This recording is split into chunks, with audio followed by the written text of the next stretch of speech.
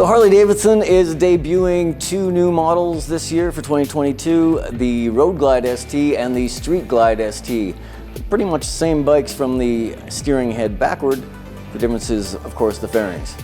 What makes them the ST? It's the 117 cubic inch motor and the heavy breather intake. This was previously only available on Harley-Davidson's high-end CVO models.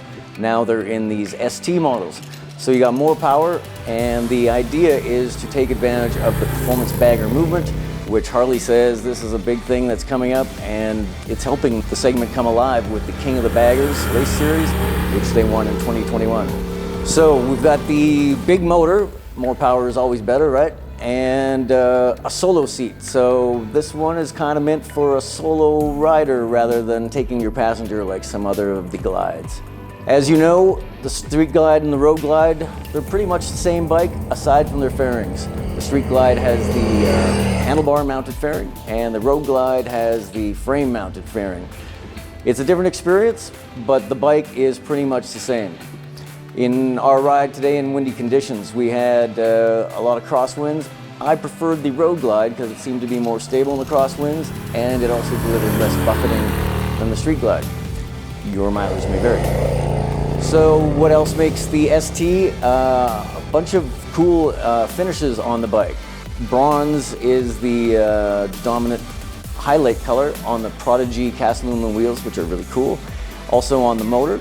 And the only bright work is basically on the push rod tubes and the machine cylinder head fitting. So it's a kind of a dark custom look with a little bit of bright work that makes it come alive. Gunship Gray is this color you're looking at, also available in Vivid Black, which is black, and it's slightly cheaper in black. This one, with the performance additions, it does feel like a more hot rod bagger.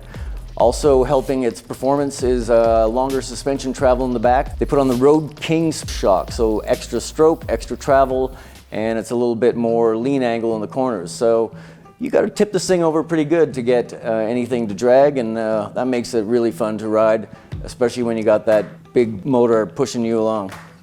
Another part of the hot rod bagger is good brakes. They put on Brembo brakes on this. They're really good, a firm lever, good stopping power. And if you want a little bit of extra safety, you can spend about $1,000 for the IMU equipped safety system that has cornering traction control, cornering ABS, and all that stuff. Both of these retail for the same price, $29,999. Even though they're kind of hot rod performance baggers for a solo rider, there's still lots of luxury items on here. Got an infotainment system, navigation, full gauges, 6-speed transmission. Going down the road at 85 miles an hour in 6th gear, you just could do it all day. It just eats up the road like the Street and Road Glides of the past.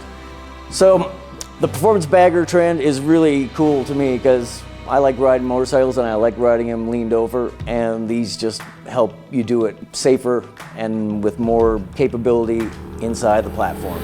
In all, I'm really impressed with these bikes. I would take them on a road trip anytime and down for a bar hop as well. If I had to complain, if I'm spending 30 grand, maybe give me some adjustable levers for my hands, but there's a lot of goodness baked into these packages, and if you're the kind of bagger rider who prefers the performance image and the real performance from a 117 cubic inch motor, I don't think you'll be unhappy with either of these bikes.